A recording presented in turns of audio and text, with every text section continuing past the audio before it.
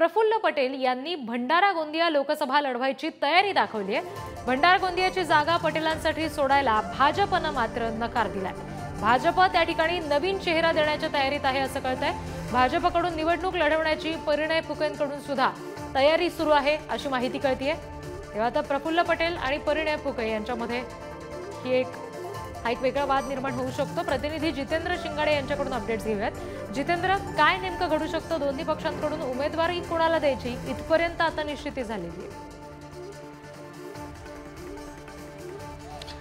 रिद्धी, विदर्भातील महायुतीमध्ये ज्या काही जागांमध्ये तिढा उद्भवू शकतो त्यापैकी एक महत्त्वाची जी लोकसभा जागा आहे ती भंडारा गोंदिया लोकसभा म्हणता येईल। कारण या लोकसभेवर जे आहे ते राष्ट्रवादी काँग्रेसचे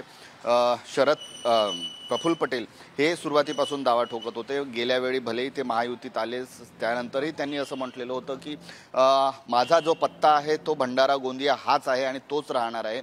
मात्र प्रफुल्ल पटेल यांची जे राज्यसभेचे खासदार आहेत आणि त्यांची खासदारकी जी आहे ती 2026 पर्यंत आहे, त्याच्यामुळे अजूनही या जागेवर भाजप आपला उमेदवार उतरवण्याची तयारी करू शकते। कारण भाजपचे माजी मंत्री आणि भाजपचे जे नेते आहेत परिणय फुके त्यांचा जो आहे भंडारा गोंदियामध्ये संपर्क अभियान असो किंवा इतर कार्यक्रम असो, सोहळे असो, त्यांचा जे संपर्क वाढलेला आहे आणि ते मोठ्या प्रमाणात तिथे ॲक्टिव्ह झालेले आहेत, अनेक बैठका घेत आहेत। सध्याची जी जागा आहे ती भाजपकडेच आहे।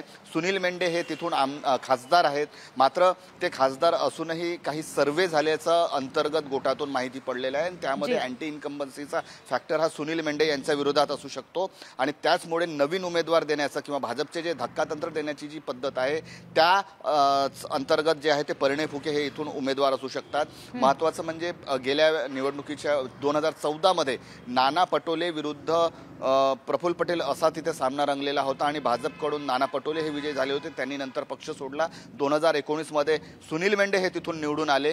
मात्र त्यानंतर जे आहे ते आता परिस्थिती बदललेली आहे। राष्ट्रवादी देखील महायुतीत सामील झालेली आहे, त्यामुळे नेमकी ही जागा कोणाकडे जाईल हे महत्त्वाचं आहे। मात्र जर पक्षाने जर सांगितलं आणि आदेश दिला तर मी लढण्यास इच्छुक आहो असंही परिणय फुके मागे म्हणालेले होते। त्यामुळे परिणय फुकेंचा जो वावर आहे आणि कॉन्टॅक्ट जे आहेत ते तिथे वाढलेले आहेत, त्यामुळे नक्कीच भाजप काहीतरी धक्कातंत्र देऊ शकते आणि राष्ट्रवादीकडे असलेली जागा स्वतःसाठी मागू शकते। रिद्धी, जितेंद्र, धन्यवाद दिलेल्या सगळ्या तपशिलांसाठी।